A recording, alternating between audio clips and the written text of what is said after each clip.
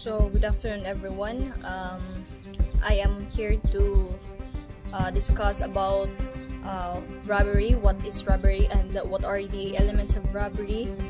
What are those things that need details or information need, in investigating of a robbery case? So, first, robbery under the RPC Article 293 defines as any person who with intent to gain shall take of a personal property belonging to another by means of violence or intimidation of any person or using force upon anything shall be guilty of robbery. So we have the elements for the robbery. First is intent to gain. Second element is take property belonging to another. Second property, use violence of intimidation on persons. Then the last is use of force upon things.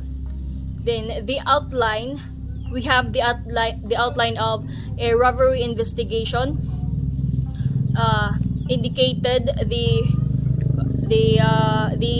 exact location, the hour of offense, the numbers of all the persons around, all the persons in a like for example in a facility, and the numbers of the robbers who committed the crime.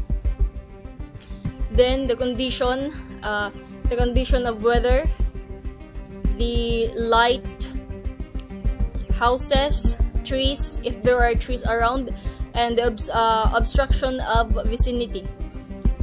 Then we need the details or information about the stolen property. If who found the stolen property, when it found, and where, and how it traced. We need also the information about the description of the victims, description of the robbers described by the victims, and the conversations between the victims and the robbers.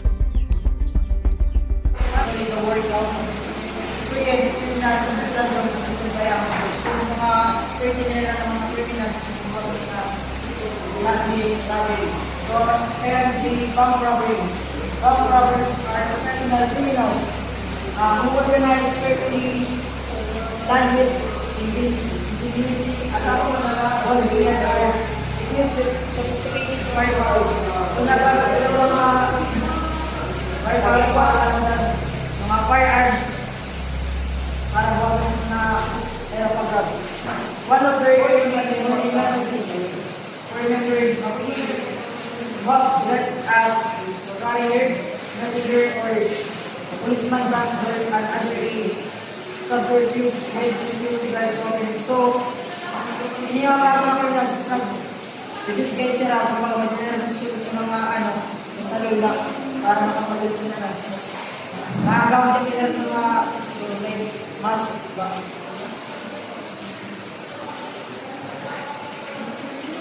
Ironwood legal robbery. The criminals who commit this type of robbery are through experience. They do the greatest faith in preparing plans for its information. So, also mga estudyante, pwede makapasin criminals. Nagplanawan ng meron maupay sa buhatan ng pag-robbery. Payroll robbery. This type of payroll is usually taken from a tenant or factory and entrusted or transferred to an officer or paymaster. This type of robbery is taken by criminals numbering from 4 to 6 men. The small payroll being trusted to pattern, no growth. The small payroll may be taken by the rubber to operate in figures. Jewelry stores. Jewelry stores robbery are usually robbed, also more experienced criminals working in a group, 2 to 5 men. The time of robbery is usually just after opening or just before closing time. So, there are robbery, panyawag once nag-open pa rin ito sa mga shop or sarado na kayo. Kaya naman sa sitaw, banat masyadera ba may chance mag-ano? Buatera, rather naman, the better class jewelry store is generally selected. Criminal of this type generally use more than 1 year.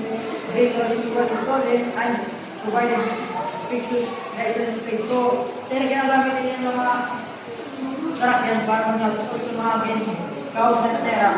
Tapos, giniwanan yung mga plate number. Game store robbery. Criminals use time. Select stores where there is target to know very over money. In a day where there are only 1 to 2 clerks in duty. So,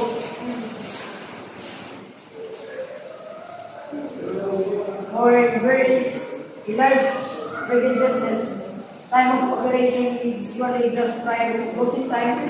It may be on a day when banks are closed or when the money is held to pick up the following working day. So, ibuatan nila is pag once, may mga mga weekends. Like, sa Domingo. Restaurant robbery. In the small restaurant, the criminals may work alone or with a partner. 2 robbers enter the restaurant where they eat and await for an opportunity, they hold out the cashier at that point and take the money from the cash register. Sometimes they will shoot to effect escape. So, in the restaurant robberies, other na dua nga daw yung mga robbers na may din. So, so naninawanan nila, once makatime nila nga, waray na masyado tao, asa na ito, iwanan ng crime. Gasoline station robbery. Sometimes long criminally will hold up a gas station, but usually criminals create these stations in a group of from 2 to 4. At times, they will occupies or name these guys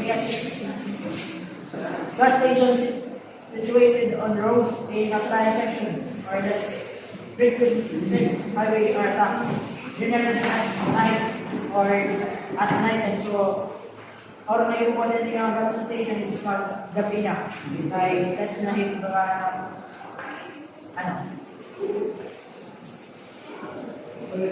drugstore robbery. Drugstore robbery may be committed by a professionals and amateur criminals like alone or with confederates. They may arm with rail weapons or imitation sometimes failure to counters as an ostensible lawyer and order something, and by the breaks by the order, the other criminals enters Roman and enters the rare of the stores. And one of the two entries, the cash register, he also take the recorded card. So, in mga robberies naman, is also din na once makonderan ko sa mga titira pinasok ng money na ang mga gipilera yung mga narcotic drugs like mga party drugs ginagamit nila pag gambling games robbery. These professional criminals where they earn criminal they will commit this type of robbery. They target clubs with private homes where gambling is held. They also operate on a farm and other gambling games conducted in doubts with garage, cellars, polling rooms, spires, and construction sites conducted by the court. So, in gambling games robbery naman, is alin mga kuikuan na alin mga casino, alin na natatod mga gambling games robbery. residence robbery. The criminal rate referred to residence rights on homes of a wealthy, like mga kababayan na target niya mga robbery.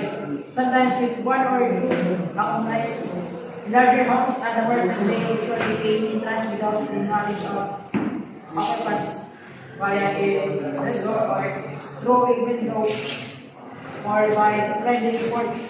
They try to surprise their victims.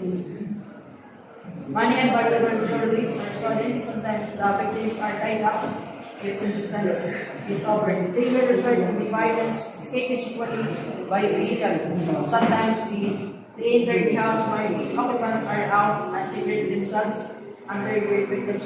So, ini nga sa robbery is siya ini kadalasan ng bote ni pagwansit tao pag iwansit balay waray tao ay mas madali na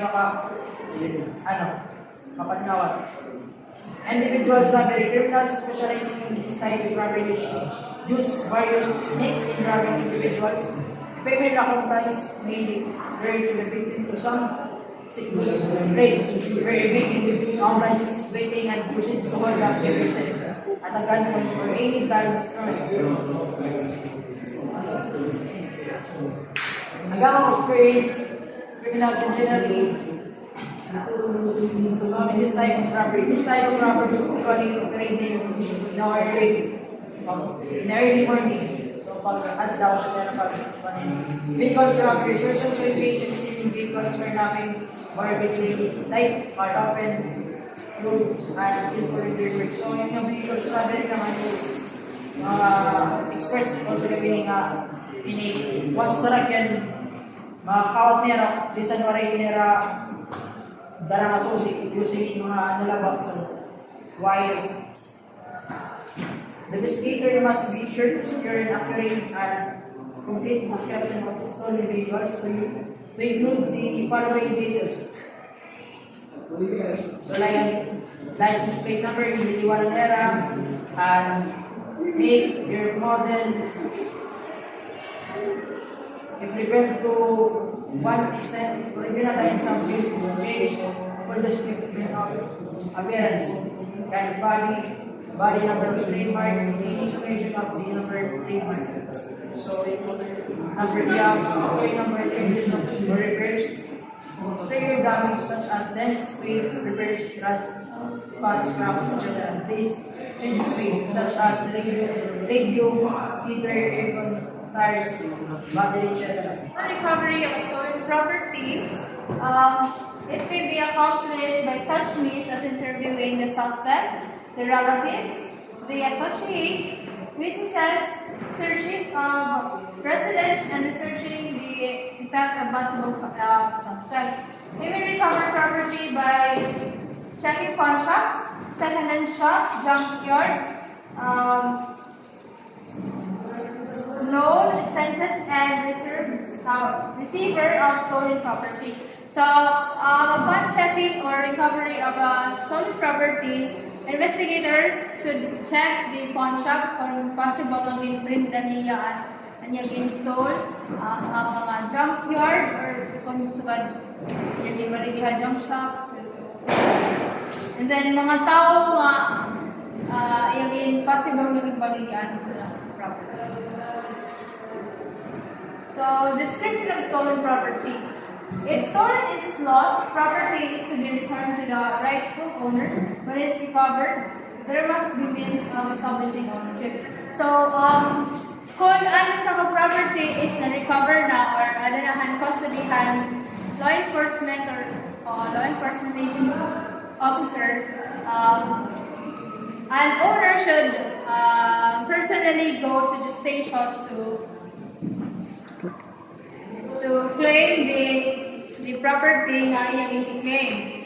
But upon giving the property stolen or niya nawawala nga property nga iyang i-claim is it should be described physically through its description or the quality, the kind of article or merchandise or kung ano niya nawawala, for example, laptop, cell phone, whatever. The trade name such as commercial or manufacturer's name or name under which sold such as typewriter, portable, Underwood, computer, PC or Mac, watchman, stock or whatever. Okay. So physical description. Exact model, style, size, shape, thickness, other description, firearms, model, caliber, whatever. Kung ano niya na mawara, or for example, cellphone, kung ano model ng cellphone, color, kung may tuya, kung na niya naging palit, or pagkakula, etc. It's upon the law enforcer, computer meet has, credibility has, description has, saka claimant hour. So, okay, the color or finish. Condition kung bago pa, kung luma na. So, value kung mahal at kung iya property or negosyo. So, yun. So, value. Market. So, upon receiving stolen property, buying or receiving property that is known to have been stolen by another person is a crime. So, kung ikaw managpalit ka, Possession of stolen goods or stolen property is a crime.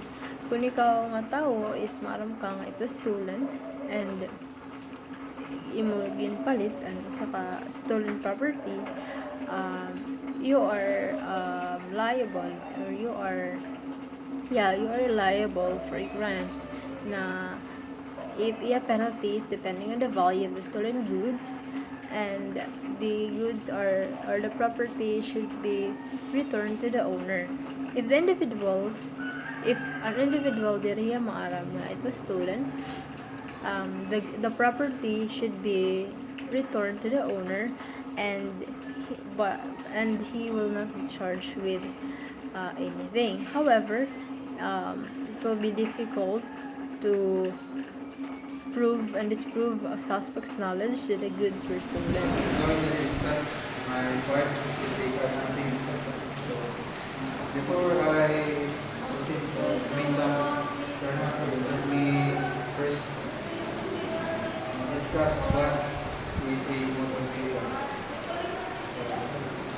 Motor vehicle is any vehicle propelled by means other than muscular power using the public highways, but excepting rollers, trolleys, carts, okay, and motor vehicle is used na nagdidisirahin on engine. Since hindi na magiging kondili na kondili is there na gamit ang engine, so there na matatawag na motor vehicle.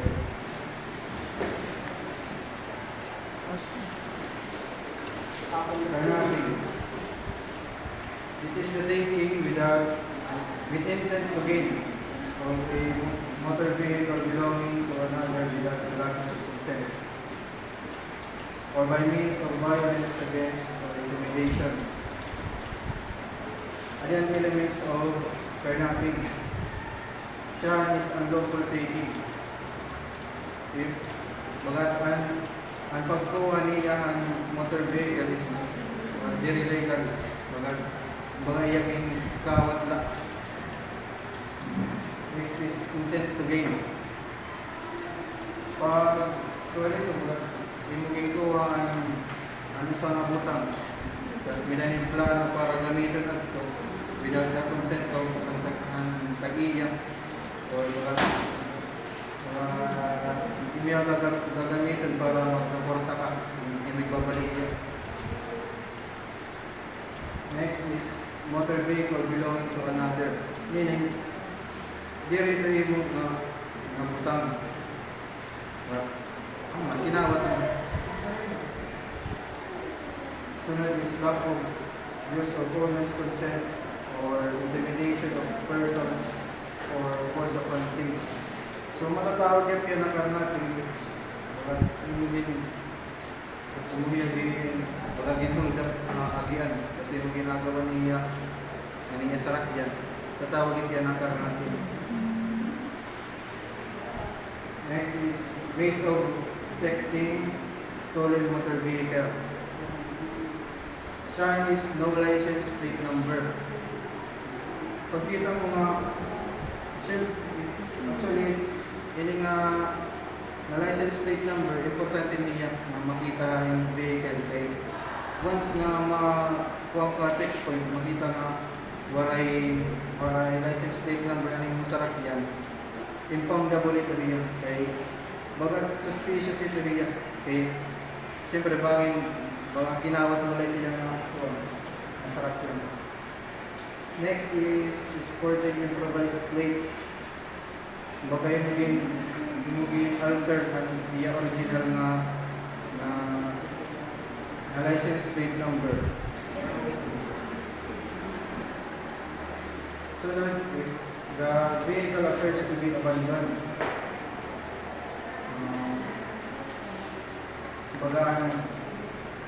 siyempre pagkuhan ito, baga ibaw ni mga parts na para diri ka ba masaktan na kinawat mo talaga niya ng sakyan. Next is sporting a fake license plate stickers na pagkamay kanya. Next is having no sticker for the current year. Kanan nga motor vehicle, nilito niya mga sticker ito nga current year. Kung outdated ito siya or baga imugin fake ito nga po, suspicious din ito yung baga tinawat mo lang ito nga sa akin.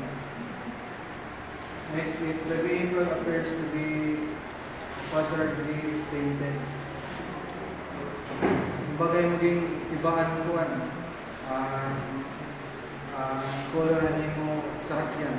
Makikita mo ito nga ito registro okay, sarakyan.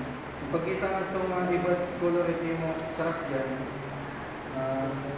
ngatuhan niyo mo baga niyo mo dirisi mo pa.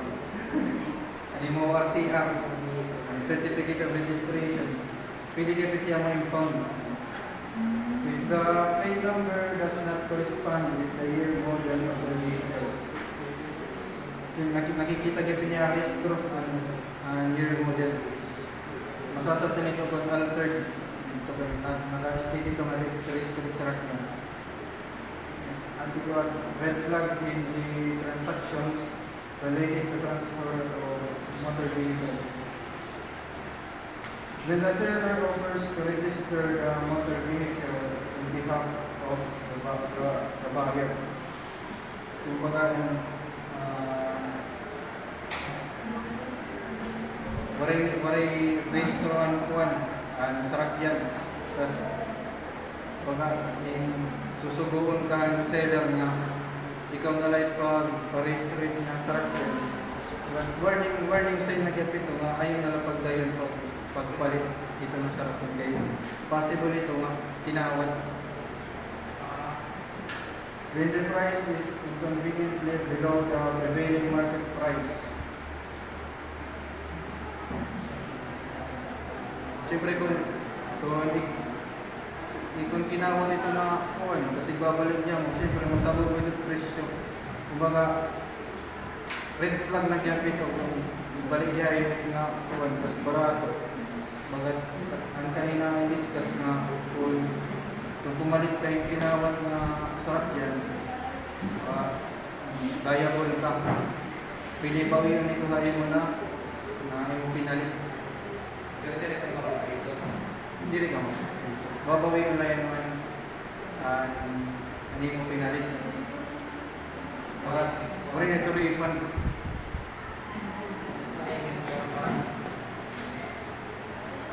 If the seller cannot present original copies of supporting documents, OR and deed of sale regarding his ownership of the motor vehicle, siyempre, pag magbabalik ka dapat may transparency, may mapapakita ka nga ng mga documents na hindi mo talaga ito yung sarakyan para makakundi diya kan bayan na bagasifan niya pagpalit.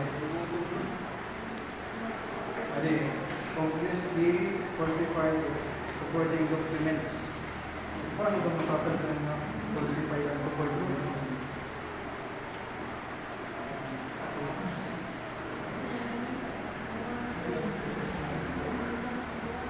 Falsified.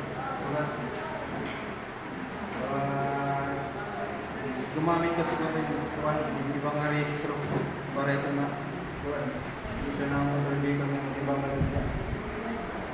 If the sale is through a third party rather than the actual owner, appearing in the kung ang nagbabalik guys, siyempre kung mapalit kan kung man ito kikita ng ang ngaran at ng rehistro. Tapos kikilala mo niya pa nagbabalik niya. Kung ang nagbabalik niya is diri tumatawa na nakatuhan ng rehistro kaya warning na dyan ito ay kinawat talaga ito sarap. So, kasunod is preliminary actions with the officers receives the call. So, kung ano ibubuhatan ng isang officer kung halimbawa na ka, at nakatanggap niya yung tawag na may ada aksidente. Siya ang when and where the accident occurred. Siyempre, kung ikaw yung magiging first responder, kailangan yung siya yung ipapakiyana is kung di natabo man kung kagan o natabo at ng aksidente. Tapos kasunod, how serious were the injuries. Siyempre, kailangan mag-ipit ang pagyanyan kung gano'n ba malala at aksidente. Kung bagay may nagpatay or kung malalabay na magiging cause sa aksidente sa matao. Tapos kasunod is need for ambulance and other equipments.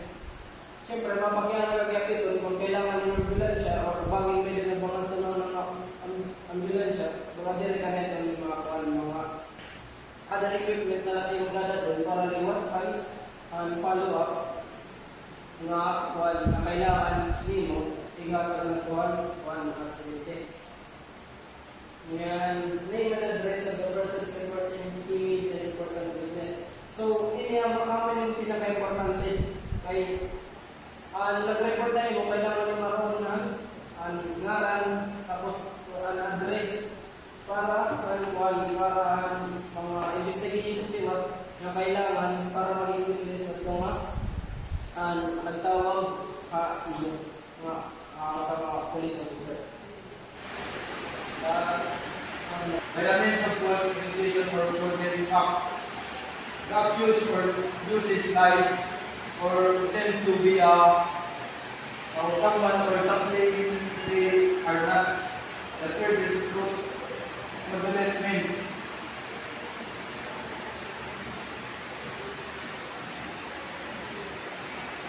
the accused is cheeky or decent methods. For example, one is advantage to create online business, offering products like gadget or jewelry for low price convenient. People believes their ads are being by they never receive products.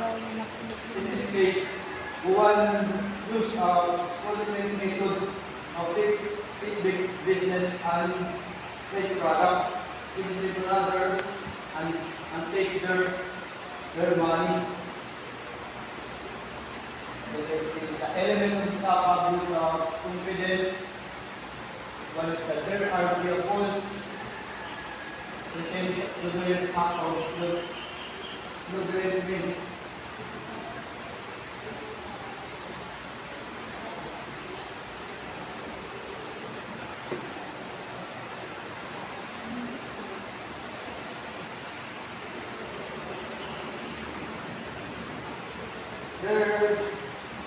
There must be false or pretend for reason.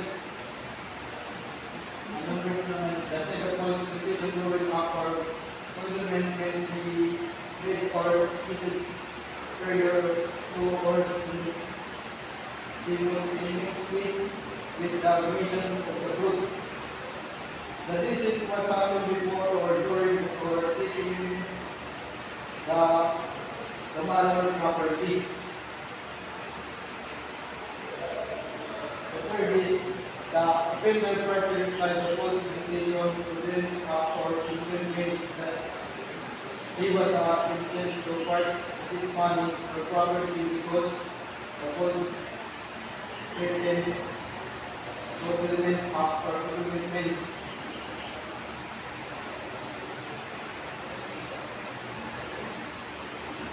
The victim must believe the falsehood and break from his make will give their money or property. The first, as a result therefore, the intended parties suffered damage. The victim is financial loss as a result. Good morning, everyone. My topic is all about the bouncing check law or batas pambansa bilang Pilipino. So, magyakan na nila na bouncing check kami niya pagkakaging checking na insufficient ang saludan mo bank account mas daroda kon ada check kontra sa saludan mo bank account kami ito yung bouncing check. So, ang action may penalize under 1 batas ang pambansa bilang Pilipino includes na making, drawing, or issuance of any check to apply on account or for value, the drawer knowing at the time of issuance that he does not have sufficient funds in credit with the bank to pay the check in full with it is presented for payment. So, ano po ipe-penalize nila kung sa isang tao nagkakagaya yung checking nga daw ang saludan check kontra saludan niya bank account. So, ganbarang niya saludan niya bank account is 1 million na lang. Tapos nagkakagaya yung checking na abot yung 2 million. Amo ito niya, ipe-penalize na niya batasang pambansa bilang Pilipino. Ano sa niya is the failure of any person who having sufficient funds in or a credit with the bank when he makes or draws a check shall fail to keep sufficient funds or to maintain a credit to cover the full amount of the check when presented within 90 days from the date of the check. As a result, the check bounce. So ganito nagtatagyahin 2 million na kuha, nakabutang at ang checker, tapos ang sunod niya bang amount is 1 million na. May dapat niya 90 days para makompleto, sunod niya bang account, ang sufficient na amount ang dito niya checking. Badari nga nito niya, masabla niya bang account yung sufficient amount, ito niya, magbabangs na niya check, tapos meron na ikakarapan. Next please. At procedures in handling cases of bouncing checks. So first, the general step, and Julia complaints sheet. Tapos interview the complainant to obtain facts and circumstances before taking the sworn statement. Pagko nanay, pag-interview ang complainant, interview nanay about ang mga facts and circumstances about itong mga bouncing checks. And the third one is obtain documentary evidence from the complainant for exclusive value. And example is ang check mismo nga sobra-sobraan nakabutang kutrangatuhan bank account. Bounce check is honor checks issued by the suspects. Other ones determine whether these honor checks are issued checks without sufficient funds or issued with evidence of knowledge of insufficient funds. Hindi kita lang ang paghatag ba ito ma-check is aware ba ang suspect kung sufficient na niya ang sa baba niya bank account or meron ba? Ikikita lang na kung ang time na nag-atagyan yung check is maharang niya nga ang sunod niya bank account is di rin na makasakto. Thus, make sure that the bounce check was properly marked by the drawing bank indicating there whether the reason thereof account closed or insufficient of funds. So, ang diniliwatan ni Kaupat is kailangan ang checking nga bounce check is ginmarkahan ng bangko kaya kung tawi-withdrawhan nga. Iniya nga bank account is insufficient ang sulod na i-credit or igin pa-close ang bank account. Din napagkuhan naman, bago ito i-come to prosecutor's office para may ang violation ng batas ang pagbansa bilang titito, kailangan na nila maging referral case.